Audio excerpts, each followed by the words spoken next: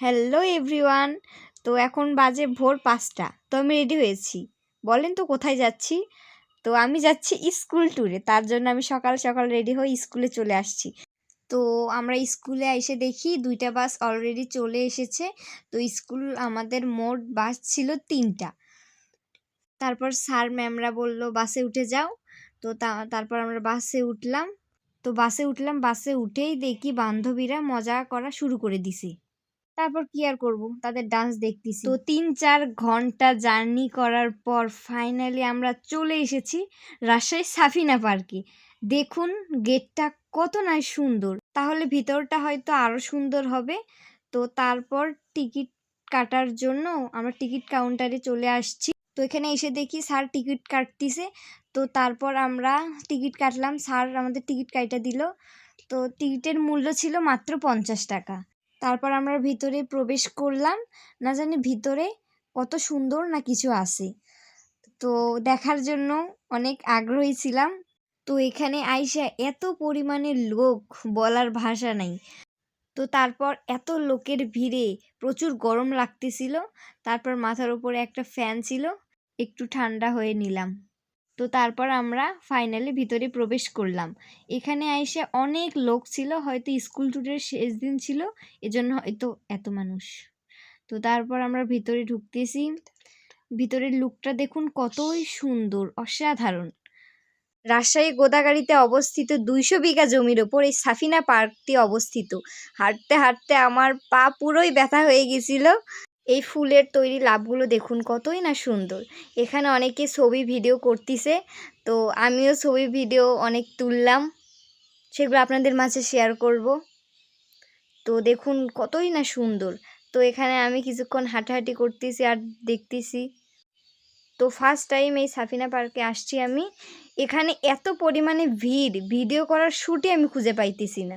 আর এখানে এসে আমার অনেক ভালো লাগতেছে, মনে হচ্ছে আমি ফুলের দেশে চলে গেছিলাম। আর এই ডাইনোসর যে পরিমাণে গর্জন করতেছিল, আমি তো ভয় পেয়ে গেছিলাম। আমি তো ওর কাছেই যাইনি, তাও দূর থেকে যতটুকু পারছি আপনাদের মাঝে শেয়ার করার চেষ্টা করছি। তো দেখুন আরেকটা, এই ডাইনোসরের সামনেটা দেখুন ভাই কেমনভাবে তাকাইতেছে। আমি তো সামনে যাওয়ার সাহসই পাইনি ওর। কত মানুষ দেখুন সামনে দাঁড়িয়ে আছে, আর আমি তো সামনে যাওয়ার সাহসই পাইনি, অনেক ভয় পাইছিলাম। রূপকথার গল্পে শুনেছিলাম গাছ নাকি কথা বলে, বাস্তবে সেটা দেখলাম, গাছ সত্যিই কথা বলে। তো সাফিনা পার্কের সবচেয়ে সুন্দর মুহূর্ত ছিল আমার কাছে এইটা। সাফিনা পার্কে আমি এইটা দেখার জন্যই আসছিলাম। ভাই এই গাছটা যে আমাকে এত সুন্দর লাগছে আমি কল্পনাতেও ছিল না, অনেক সুন্দর লাগছে এই মুহূর্তটা।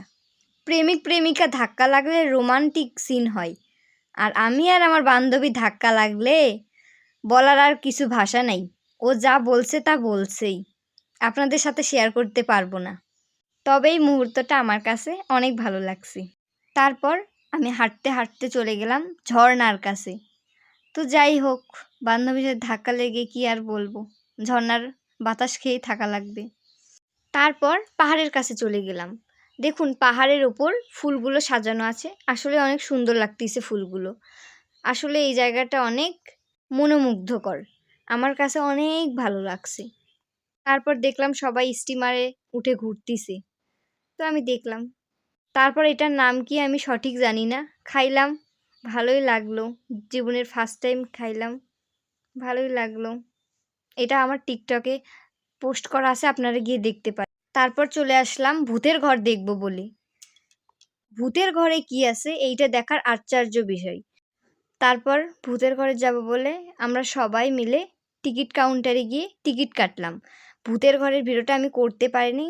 তারপর অনেক ক্লান্ত শরীর নিয়ে বাড়ি ফিরে গেলাম। তো যেখানে আমাদের বাসটা ছিল ওই বাসের কাছে যেয়ে দেখি সবাই খেয়ে নিয়েছে। তারপর আমরা ওখানে গিয়ে দাঁড়িয়ে থেকে খাইলাম। তারপর এখানে সবাই বেড়াতে আসবেন, জায়গাটা অনেক ভালো, মন ভালো করার জায়গা।